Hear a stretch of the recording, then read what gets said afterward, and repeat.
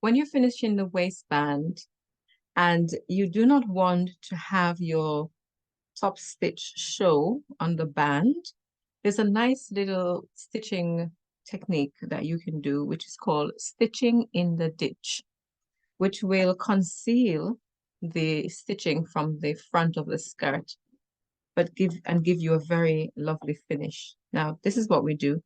The section where the waistband has been joined to the skirt, so this band has already been stitched to the front of the skirt, and it has been turned onto the inside, and that section has been now secured in place with a pin. And I've pinned it in what we call the ditch, which is the impression left from the stitching line when the band was joined to the front of the skirt. I'm going to also now be stitching in that area where we have the join between the waistband and the skirt, and that is called the ditch. I've lined up my presser foot so that the inner right side of the presser foot, where there's an opening, is touching against that line. And I'm going to keep it there as I stitch as a guide for me to allow me to stitch just in that area, but not on top of the waistband itself. I'm using contrasting thread because I want this to be easily seen. But of course, when you're doing this on the finished garment, you would use matching thread, which would make it completely invisible when it's done.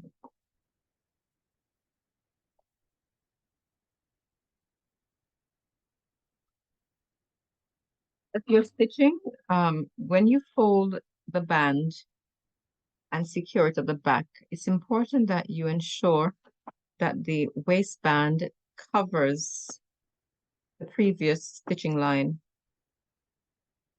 so that as you're stitching in the ditch, it is catching onto the edge of the band on the inside of the skirt, so that the waistband is being secured to the skirt on the wrong side.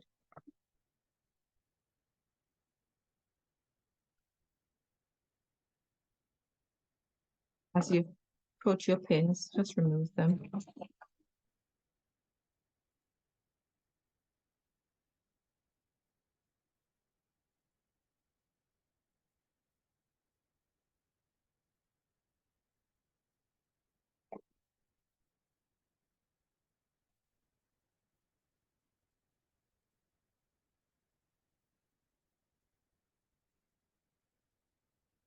It might mean that you need to be just a little bit more careful with your stitching.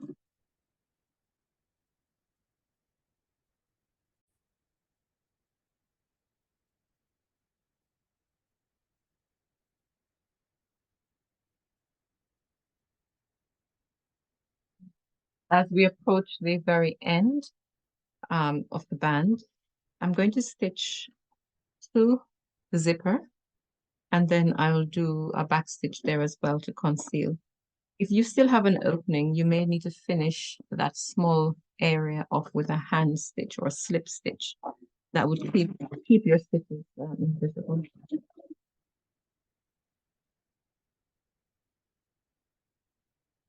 For the final bit, I'll use my hand. I'm going to also do a back stitch. Secure it in place. That's now finished. Cut away.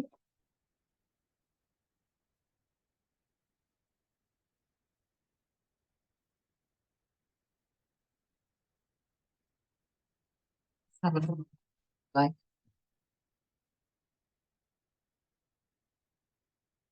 So towards that last bit at the end, see, I had some missing stitches, so I'm going to finish this off with a slip stitch there, a hemming stitch that's invisible to prevent that from showing through.